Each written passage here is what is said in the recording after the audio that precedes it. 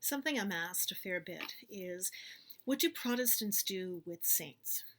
Um, the earliest part of the Reformation, in fact, most of our early communities um, did away with saints. They didn't have any use for them. That was a Catholic thing. And to a lesser extent, an Orthodox thing, only because the Protestants in Europe didn't necessarily know about the Orthodox when a lot of these decisions were being made.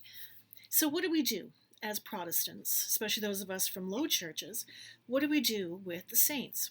Well, we've just celebrated All Saints and All Souls this week, and there's a number of Christians that are in leadership that are trying to revitalize that, bring that back as something that all Christians are paying attention to, because the media is way too full of stories about how we're stealing everybody else's tradition, which is butt kiss, but there's not a whole lot of news about what our traditions actually are.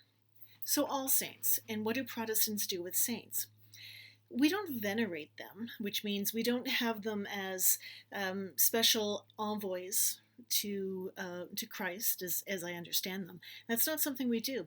But they're part of our faith history story.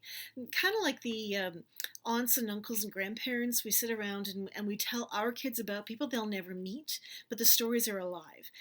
And some of the stories are fantastical. Killing dragons and going on these epic journeys and all sorts of wonderful adventure things. Some of them are downright heartbreaking. People who have had to walk away from family and children and situations they absolutely love. People who have been partially executed, not fully executed. Those are always good for some horror stories. But the thing that to remember is that these were real people. Now, sometimes their deaths, the stories just kind of have been amplified. There might not be a lot of historical accuracy to the details, but that does not take away from the fact that they did live and breathe and were people of faith. So, how do we deal with the saints?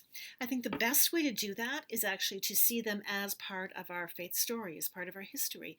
Because as people who were dealing with theology and biblical understanding and all the things that we deal with, but we're dealing with it at a different time in history, they've got things to teach us. How to deal with children who are arguing with us, how to deal with parents that are getting older, how to deal with having convictions of your own that don't correspond with your family's, how to deal with your wealth or lack of wealth and how you respond to that, how to be faithful. So they're wonderful, wonderful stories. The best thing I've ever heard, actually, I was in a church a number of years ago. I think it was close to All Saints. And the minister up front said, "Saints are people through whom you see the light." He was using the example of stained glass windows at the time, but it holds true.